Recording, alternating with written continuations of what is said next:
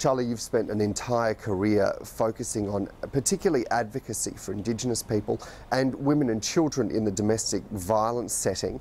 What drives you? I've had two careers, really. 22 years at the ABC, and I think I spent 15 years before that working in child protection and family violence. So what I was able to do after I joined the ABC, and not able to actually leave that other life behind, if you like, was actually start to join the two together. And so I could see opportunities for doing that. You're in the media, people are hearing you, they see you. The more people that know you, the more likely they are to want to start doing some of the work that you're interested in. So it's been a great opportunity to do that. So I was able to marry those two careers, I think, and continue doing the other one. Charlie, when it comes to domestic violence, what do all Australians need to do to tackle this? Women have been quiet about this because it's that sort of taboo subject that no one wants to talk about.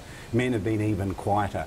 And what I want is men to have more of a discussion about that, and that's what I want to do, you know, in the years to come. Have the conversation with men, and because once I put statistics before men, they look at me in horror and say, is that a fact? You know, when they realise that one woman a week dies in Australia because she's been, you know, beaten by, an intimate partner, you know. So it's a horrible stat. One every minute is either physically or sexually abused. When men hear that, they say, we have to do something about this. I hear them saying that, but now I want some action. You know, I want to see men really starting to take a much stronger stand on it, and all levels of government as well. You know, we've got to do it from the top down. The federal government has to do it. There's funding being made available, which is a good thing, but we need much, much more, and we need the community to rise up and say no more, stop this. We need a society where women and children are safe and where families are safe, because we're a better place when that happens. So in a sense, it's everyone's responsibility. More than any other issue, this is everybody's responsibility, because this happens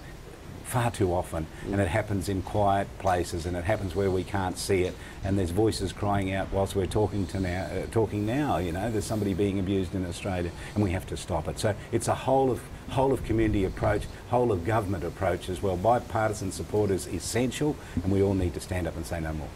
And the other big focus of your career has been around Indigenous media. You've been a broadcaster in every level of sport right across the country. Tell me, how significant are those Indigenous stories? Well, I think just if I get the opportunity to be in the media and other Indigenous people see me in the media, I'm thinking to myself, they will think, well, if he can do it, why can't I do it? And I really think the challenge is for mainstream media to start to look at how they can engage better with Aboriginal people around Australia. Have a look at the stories you do, Indigenous stories, and decide how well you've done it, and then give it to Aboriginal people and ask them, how well did we do that story? You'll be surprised what you hear back from Aboriginal people. So there's an opportunity there, I think, for mainstream media now to work very hard at engaging with Aboriginal people and employing more Aboriginal people in the media. We want to see them on television, Aboriginal faces. We need to hear them on radio and all parts of the media, including the print media.